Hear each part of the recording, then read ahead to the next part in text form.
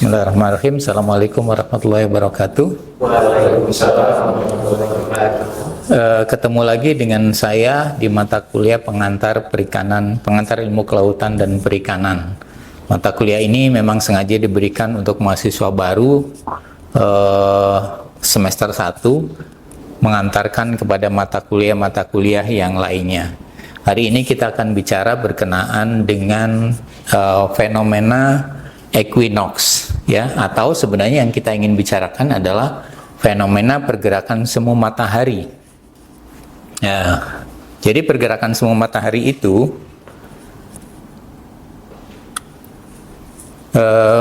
secara harian kita biasa melihat bahwa matahari bergerak atau muncul dari timur dan tenggelam di barat. Itu secara harian. Tetapi secara musiman atau dalam skala 1 tahun, matahari itu bergerak dari utara ke selatan. Jadi bukan hanya dari timur ke barat, tetapi juga dari utara ke selatan. Ya, kita bisa melihat fenomena tersebut ketika suatu saat matahari persis berada di khatulistiwa. Ya, itu terlihat banget. Dan nanti kita mengenal apa yang disebut dengan hari tanpa bayangan. Ya, jadi selain bergerak dari timur ke barat, pergerakan semuanya juga bergerak dari utara ke selatan. Ya, jadi pergerakan semu matahari dari utara ke selatan ada batasnya, nggak sampai ke kutub utara, tetapi pada garis balik lintang utara dan garis balik selatan, ya, di 23,5 derajat, ya, utara maupun 23,5 derajat selatan, ya, bergerak ke arah sana juga. Dan equinox itu apa? Equinox itu ketika matahari berada di khatulistiwa, ya, atau sejajar dengan khatulistiwa. Itu peristiwa equinoxnya, ya. Jadi posisi matahari itu bisa bergerak di utara dan bisa bergerak di selatan dan berada di khatulistiwa. Tentu tidak bergerak, tentu tidak diam, ya. Matahari diam sesaat nggak mungkin, ya, karena matahari bergerak sesaat itu artinya bumi berhenti, gitu ya. Kalau bumi berhenti sesaat saja, maka ada kehancuran di kita, karena hari ini kita sebenarnya sedang bergerak di 1680 km per jam, ya. Jadi tidak mungkin ada penghentian. Oke, jadi pergerakan semu matahari dari utara ke selatan itu memicu tekanan udara yang berbeda antara belahan bumi utara dengan belahan bumi selatan, ya. Pergerakan tersebut memicu perubahan musim yang ada di Indonesia. Makanya tadi saya berikan judul fenomena equinox terhadap musim yang ada di Indonesia. Oke, jadi kira-kira equinox itu apa? Equinox itu terjadi ketika matahari tepat berada di atas ekuator, ya. Tepat berada di atas ekuator. Makanya tadi kita bisa menyebut hari tanpa bayangan, ya. Persis di atas kepala kita, artinya lurus, ya, bukan di atas sejengkal, bukan. Lurus kepala kita pada jam tertentu di mana ada titik kulminasinya. Ya, nanti kita bisa lihat titik kulminasi kita saat di tahun tertentu di mana kulminasinya, di kota mana. Umumnya kita merujuknya di Indonesia itu di kota Pontianak. Ya, jadi karena bumi itu rotasinya miring, ya, maka posisinya harus seperti ini, ya. Antara khatulistiwa yang di garis kuning itu dengan posisi matahari kira-kira sama, ya.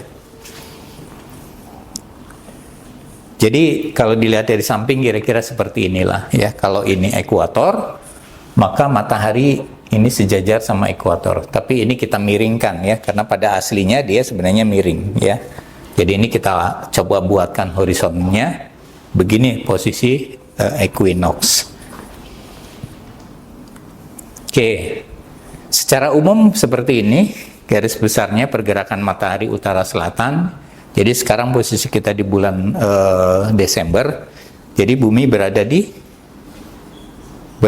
selatan, ya. Bumi berada di selatan pada bulan Desember. Kemudian seiring waktu dia akan bergerak terus ke utara, ya, sampai di tanggal 21 Maret atau 22 Maret ya, 21 sampai 22 Maret dia kemudian berada posisi 0 derajat ya, lintang, artinya berada di khatulistiwa atau di ekuator. Pada saat itu kita sebut sebagai equinox-nya ya. Terus bergerak dia menuju ke utara ya, sampai tadi Maret, April, Mei, Juni. Puncak Juni itu 21 ada di lintang garis balik utara ya, di 21 Juni ya. Itu persis di utara dan tidak akan terus ke utara ya. Kalau masih lepas terus ke utara kita khawatir itu ya. Nah, dia akan kembali lagi ke selatan. Kembali lagi ke selatan itu di 23 September. Atau lebih gampang kalau kita pakai yang smooth seperti ini gambarnya ya. Ya, 21 atau 22 Juni ya. Jadi kita bisa punya gambaran seperti ini posisi matahari itu ya. Pada 21 Maret dia di ekuator, kemudian dia terus bergerak ke utara mendekati 10 derajat terus. Kemudian di 23,5 itu dia di 22 Juni, puncaknya di 23,5 derajat. Kemudian dia akan turun. Kita bisa bayangkan ketika matahari berada puncaknya di utara, maka bagian selatan musim dingin ya. Bagian selatan musim dingin dan seterusnya. Jadi ada dua peristiwa equinox di bulan Maret dan bulan September ya, di mana posisi matahari persis berada di khatulistiwa ya. Apa dampak dari pergerakan ini? Nanti kita akan lihat apa saja dampaknya. Pertama yang kita akan lihat dampaknya adalah jumlah atau durasi malam dan durasi siang ya. Durasi malam dan durasi siang akan berbeda. Tapi bagi Indonesia yang berada di khatulistiwa hampir sama, 12 jam malam, 12 jam siang. Tetapi bagi daerah-daerah tertentu pada lintang-lintang tinggi ini akan ada perbedaan ya. Jadi yang 12 jam itu ya, ini sama ya, di Maret maupun di September ya, kira-kira sama antara siang dengan malamnya, hampir di semua wilayah ya, hampir di semua wilayah. Tetapi ada wilayah-wilayah tertentu kita bisa lihat yang ini ya, yang di atas 60 derajat, bahkan ada yang siang terus-menerus ya, siang terus-menerus. Kita lihat misalnya di Islandia atau di daerah-daerah utara itu ada yang tidak pernah dapat malam ya, dia siang lebih lama ya. Ini dampak dari pergerakan semu matahari tadi ya. Jadi Indonesia beruntung kita bisa mendapatkan dua-duanya ya, malamnya tenang kita buat tidur 12 jam, siangnya 12 jam kita buat bekerja gitu ya. Kita bisa melihat sunset dan sunrise secara lebih tepat gitu ya. Orang lain boleh jadi begitu tenggelam ya, di Islandia itu tenggelam sebentar kemudian muncul lagi ya. Jadi durasinya sangat singkat, sebelum kita tidur mereka sudah mengalami sunset dan sunrise dalam waktu yang hampir bersamaan. Oke, itu dampaknya. Ini contohnya. Jadi berapa durasinya di Iceland itu di utara ya, di Islandia ya. Ini kira-kira daylightnya dari sunrise ke sunset. Ini durasinya. Ada yang cuma di Januari itu cuma 5 jam. Di Februari 8 jam setengah gitu ya, dan seterusnya ya. Artinya apa? Ada perbedaan-perbedaan antara durasi malam dengan durasi siangnya ya, antara sunrise dengan sunset. Berarti kan kalau 5:54 dengan 16:20 kira-kira 5 jam lah ya. 5 jam 25 dan seterusnya. Ya, ini di Indonesia normal, angka ini bisa 12 kira-kira ya, kisaran seperti itu saja. Tapi di daerah-daerah kutub utara terutama ya, di Norway maupun di Islandia itu durasinya berbeda antara malam dengan siang. Di Indonesia ada puncak kulminasinya ya, misalnya saja di tahun 2019 yang saya gunakan ini, di 21 Maret itu di mana hari tanpa bayangan, itu terjadi di 11.50 WIB ya. Di pukul 11.50 kita bisa berdiri di dekat Tugu Katulistiwa ini, kemudian kita bisa melihat bayangan kita seolah-olah hilang ya, karena matahari persis lurus di atas kepala kita ya. Kemudian nah di titik balik utara misalnya ya, itu bisa terjadi di pukul 11.21 ini di Desember 2018. Ini bisa punya angka ya, angka dari setiap lokasi berbeda-beda kapan kulminasi itu terjadi. Oke, itu fenomena equinox-nya ya. Anda bisa juga nanti memutar video ini ya. Saya sudah tunjukkan linknya. Jadi ini ya, jadi memicu perbedaan suhu antara utara dengan selatan. Saya ingin tanya dulu satu pertanyaan ya. Jadi suhu yang tinggi itu mengakibatkan tekanan tinggi atau tekanan rendah? Atau saya tanya, udara itu bergerak dari tekanan tinggi ke tekanan yang rendah. Yang tekanan yang tinggi itu yang suhunya dingin atau suhunya panas? Mungkin ada yang, silakan. Karena saya paham pada equinox 6, udara itu bergerak dari dingin ke panas. Dari dingin yang panas. Dingin mempunyai tekanan tinggi. Ya, dari yang dingin ke yang panas. Artinya pada bulan Desember ini, anggap saja sekarang tanggal 21 Desember gitu ya, matahari berada di posisi mana tadi? Di posisi selatan, Pak. Posisi selatan. Ya. Artinya pada saat ini ya, di selatan atau di utara? Di selatan. Ya, yang panas di selatan. Angin kira-kira dari utara ke selatan atau sebaliknya, dari selatan ke utara?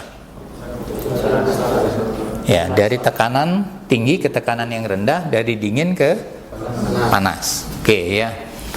Itu dampaknya. Jadi ketika matahari bergerak, maka ada perbedaan suhu di antara dua wilayah, antara utara dengan selatan ya. Nah, pada saat matahari berada di belahan bumi utara ya, maka yang hangat adalah belahan bumi utara, yang dingin adalah belahan bumi selatan. Nah, pada saat itu ada pergerakan angin dari yang dingin atau yang bertekanan tinggi menuju ke yang bertekanan rendah atau yang panas. Nanti kita bisa lihat bagaimana dampaknya terhadap Indonesia. Jadi perbedaan suhu memicu perbedaan tekanan udara.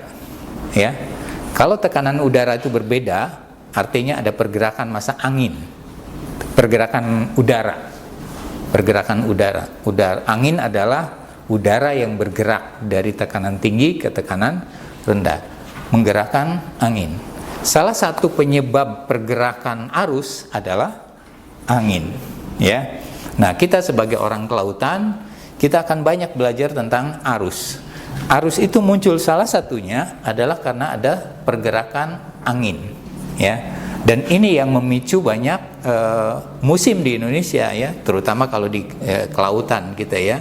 Kita mungkin orang pertanian akan berbicara juga ini, ya. Ada angin tertentu yang bergerak di daerah tertentu karena posisi matahari. Kita akan lanjutkan bagaimana angin mempengaruhi atau suhu atau posisi matahari mempengaruhi perbedaan suhu, mempengaruhi perbedaan tekanan udara, menggerakkan angin dan menggerakkan arus. Kita ke musimnya. Jadi musim di Indonesia itu kita mengenalnya ada 4, ya. Kita hampir sama dengan di Eropa. Kalau Eropa menandainya bukan dengan musim peralihan, ya. Nanti di sana ada selain summer ada musim gugur atau ada musim semi, gitu ya, peralihannya, ya. Ada winter, ada summer, gitu ya. Ada winter, ada summer yang utamanya. Nah, di kita ada musim itu ada 4. Musim barat, peralihan 1, musim timur, dan musim peralihan 2, ya. Ini musim. Mungkin nanti akan ada dampak-dampaknya, terutama adalah karena adanya arus. Oke. Kapan terjadi musim barat? Ya. Desember ini memasuki musim barat, atau orang Indonesia biasa menyebut juga dengan musim hujan. Kenapa musim barat identik dengan musim hujan? Karena pada saat musim barat biasanya turun hujan. Ya, kenapa itu terjadi? Nanti kita akan lihat ya. Jadi di belahan mana posisi matahari saat musim barat? Ada yang bisa? Sekarang Desember, ya, ya. Jadi matahari ada di selatan ya. Pada saat musim barat matahari berada di selatan ya. Kenapa selatan? Nanti kita bisa lihat. Tadi kan sudah ada ya. Sekarang Desember sampai Februari ya.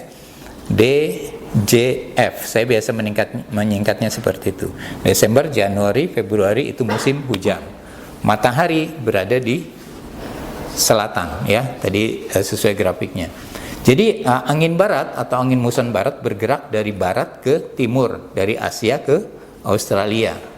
Angin muson barat melewati Samudra Pasifik dan Samudra Hindia serta Laut Cina Selatan, melewati laut yang sangat luas dan membawa uap air, sehingga ketika jatuh di Indonesia dia menghasilkan hujan. Kemudian musim berikutnya peralihan atau pancaroba ya. Tentu pada saat pancaroba ini ada perubahan-perubahan, yang anginnya tadi kencang atau secara konsisten dari barat ke timur, pada saat musim ini sudah mulai berubah ya, atau kekuatannya sudah melemah ya. Ini musim pancaroba awal tahun disebutnya ya. Jadi kapan terjadinya? Maret, April, Mei ya. Saya biasa menyingkatnya dengan MAM ya. Maret, April, Mei, pancaroba pertama atau pancaroba awal musim. 3 bulan ya. Jadi 12 bulan kita bagi menjadi 4 masing-masing 3 bulan. Ini puncaknya ya. Oke, kemudian musim timur. Juni, Juli, Agustus ya. JJA ya, Juni, Juli, Agustus. Terjadi kapan ya musim timur itu? Ya ketika kalau kita mau mengaitkannya dengan hujan ya, biasanya musim timur sedikit hujannya ya. Anginnya bertiup dari timur. Ya, tadi musim barat anginnya bertiup dari barat. Sekarang musim timur artinya matahari berada di belahan bumi mana? Ya. Di belahan bumi utara ya. Musim timur matahari berada di belahan bumi utara. Artinya di utara Asia itu di utara dari kita ya, di utara dari Khatulistiwa ya, dia tekanannya rendah, dan Australia tekanannya tinggi ya. Jadi kemudian angin bertiup dari belahan bumi, dari benua Australia menuju ke Asia ya, karena sedikit membawa uap air maka keringlah, maka kita sebut sebagai musim timur atau musim kemarau ya. Bergerak dari timur ke barat. Kemudian ada peralihan 2, itu di September sampai November ya. Periode ini disebut musim peralihan 2 atau musim pancaroba akhir tahun ya. Kekuatan angin mulai melemah, kemudian arah dari arus atau angin pun sudah tidak lurus ke barat, timur ke barat gitu ya. Jadi mulai ada perubahan. Nanti kita bisa lihat contoh-contoh dari setiap musim di arusnya, dampak dari arusnya. Oke. Ini belahan bumi yang lain. Kita bisa lihat, jadi dampak musim itu kalau kita tadi hanya mengenal musim hujan dan kemarau saja ya. Nah, di belahan bumi utara dan selatan di 21 Desember menuju 21 Maret, berarti dari puncak 23,5 derajat menuju ke Khatulistiwa, itu di belahan bumi utara musim dingin, kemudian di belahan bumi selatan musim panas. Kemudian bergerak berikutnya 23 September sampai 21 Desember itu musim gugur di belahan bumi utara dan musim semi di belahan bumi selatan. Ini bisa menjadi patokan Anda kalau Anda mau berwisata ya. Jangan sampai Anda ingin dapat salju tapi datangnya tidak tepat waktu ya. Kemudian Oktober hingga Maret kira-kira di kita masih musim hujan ya, walaupun puncaknya tadi di Desember ya. Januari, Februari musim hujannya. Kemudian April hingga September ya. April itu awal dari musim kemarau ya, sampai menuju ke September itu musim kemarau. 21 Juni belahan bumi utara, mataharinya di belahan bumi utara menuju ke Khatulistiwa di 23 Septembernya. Jadi di bumi utara itu musim panas, ya, kebalikan dengan ini, ya. Kemudian di selatan musim dingin, dan seterusnya. Kita di sini ada peralihannya musim semi dan musim gugur di 21 Maret sampai 21 Juni, ya. Ini musim-musim yang terdampak oleh adanya pergerakan matahari dari utara ke selatan. Oke. Secara garis besar, kalau kita lihat umumnya akan terjadi seperti ini. Ini ada yang disebut dengan vernal equinox sama autumnal equinox, ya. Apa itu, ya? Jadi secara garis besar kita bisa lihat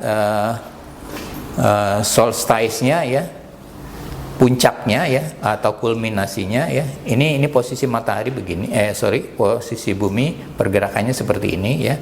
Di sini ini autumn, sebelah sana adalah spring.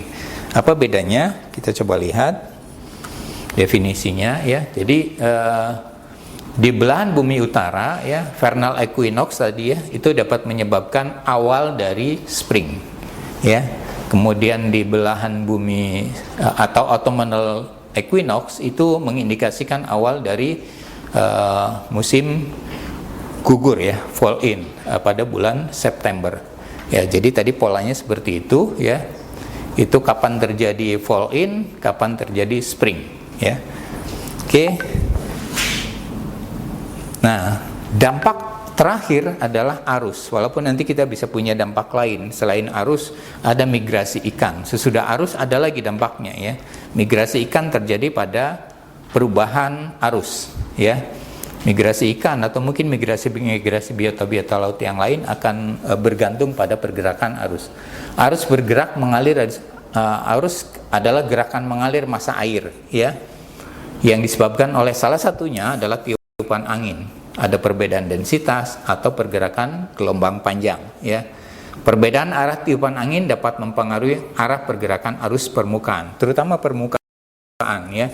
Karena nanti kita mengenal apa yang disebut dengan spiral Ekman, ya. Jadi bagian atas sama bagian bawah akan berbeda pergerakannya. Tapi kita lebih utamanya adalah karena permukaannya yang pergerakan arus permukaan yang berbeda.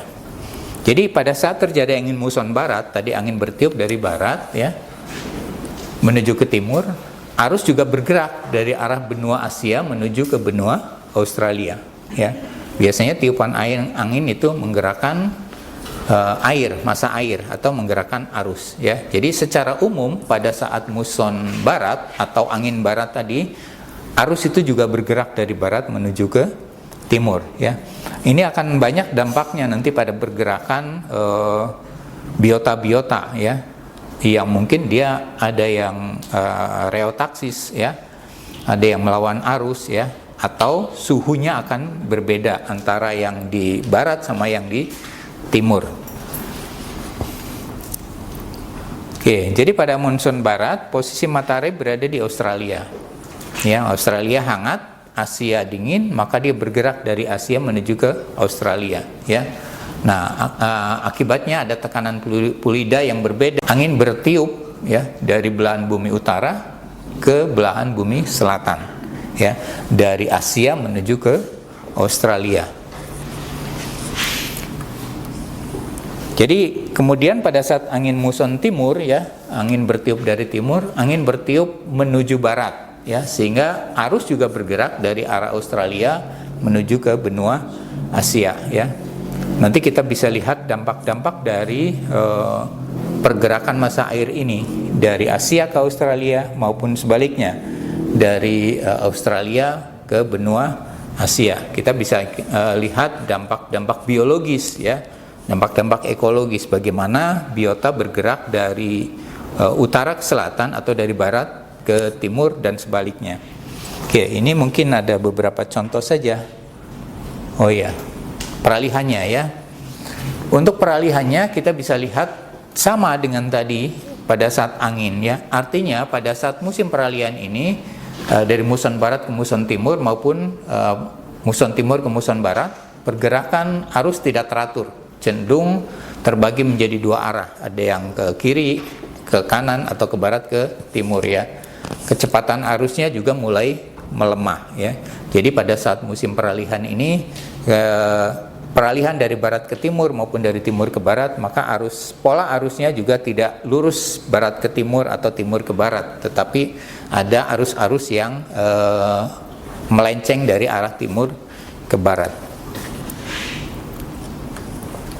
Jadi ingat juga, karena kita di Khatulistiwa, maka berpengaruh juga gaya Coriolis yang diakibatkan oleh perputaran bumi pada porosnya ya. Jadi gaya Coriolis itu yang akan mengarahkan, tadi arusnya dari selatan ke utara ya, dari Australia menuju ke Asia, itu angin tenggara sebenarnya ya, tetapi karena ada gaya Coriolis, maka Coriolis itu seolah-olah menjadikan dia lurus ya, timur dan barat. Ya, kecepatan angin akan melemah, dan tentu saja kecepatan curah hujan di wilayah Indonesia juga berkurang.